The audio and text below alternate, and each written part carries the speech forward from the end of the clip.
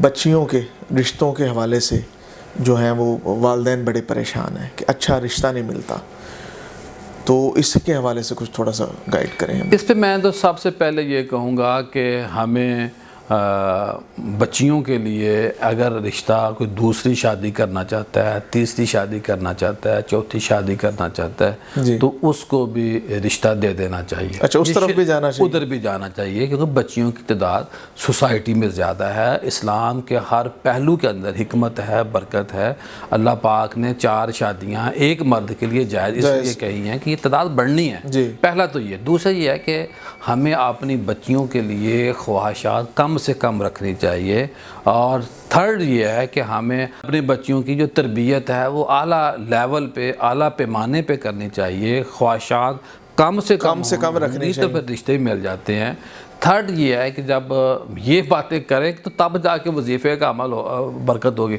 سیدھی سی بات ہے، جب ہم یہ، میرے پاس بات تھوڑی لمبی نہ ہو جائے، لوگ آتے ہیں نا، میں کہتا ہوں نا کہ آپ کے اوپر کوئی جادو ٹونا نہیں ہوا، وہ مانتے نہیں، کیونکہ جو جعلی پیروں کا جو 90% کاروبار چل رہا ہے نا، وہ اسی بات پہ چل رہا ہے کہ آپ پہ تو جادو ہے، آپ تو فلاں ہو جائے گا، یہ ہو جائے گا۔ جب ہم کسی عورت کو کہتے ہیں کہ آپ کے پاس جادو نہیں ہوا، وہ دوبارہ رجوع ہی نہیں کرتے۔ جب ہم ان کو باتوں میں گھما پھرا کے اچھا آپ کے ساتھ یہ بھی ہوتا ہے، آپ کے ساتھ یہ بھی ہوتا ہے، تو آپ کا جادو ہے، تو یہاں یہ بات رشتے کے لیے بھی پہلے 3-4 جو چیزیں ہیں ان کو پہلے اپنائیں، اس کے بعد اپنی اوقات، اپنی حیثیت، جو کف کا نظام ہے اسلام، اس سائڈ پہ جائیں، اپنے ہم پلہ لوگ دیکھیں۔ بچی سے، جو بچی جس بیٹی کے لیے رشتہ چاہتے ہیں اس کے لیول پہ رہیں۔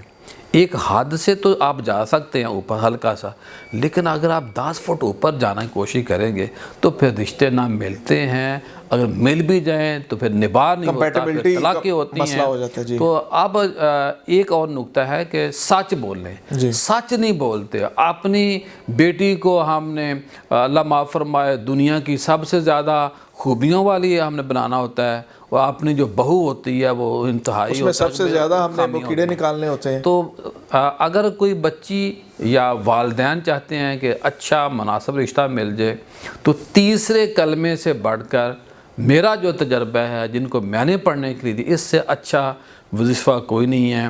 تیسرا کلمہ کثرت سے ماں پڑھے، باپ پڑھے، بیٹا پڑھے، بیٹی پڑھے۔ جب پڑھیں گے نہیں تو بعد میں اگر کوئی بندہ پڑھے گا نہیں وظیفہ، پھر کیا جی رشتہ نہیں ہوا، وہ اللہ کے بندے پھر وہی جالی کہ میں آپ سے کہوں کہ بھئی 50,000 مجھے دے دو، وظیفہ میں آپ کا، میں خود پڑھ دوں گا۔ یہ بھی سسٹم چل رہا ہے، یہ جو 2 نمبر ہے نا پیر، وہ یہ بھی کر رہے ہیں۔ تو اب یہ کہ جس نے رشتہ کروانا ہے اس نے، معذرت آپ کی بات کاٹ رہا ہوں، اب تو یہاں تک ہے کہ اصالِ ثواب آپ پیڈ لے لیں۔ جی بالکل، بڑا لمحہ فکری ہے، اور اس چیزوں نے میرے دین کو، میرے مسلک کو، میری روحانیت کو، میرے تصوف کو متاثر کیا۔ ہم اس میں انواع لوگوں کی مذمت کرتے ہیں، اور جو سادہ لوگ ان لوگوں کی باتوں میں آ جاتے ہیں، ان سے یہ درخواست ہے کہ خدا را پہلے چیک کر لیا کریں۔ سب سے جو مقدم ہمارے پاس ہے وہ قرآن حدیث ہے، اس کے بعد ساری چیزیں ہیں۔ جو قرآن حدیث سے متصادم ہو، وہ نہ روحانیت ہے، نہ معاذ اللہ وہ اسلام ہے، وہ کچھ نہیں ہے۔ وہ گمراہ تو ہو سکتا ہے، وہ روحانیت اس بندے کو نہیں مل سکتی، نہ دے سکتا ہے ایسا بندہ۔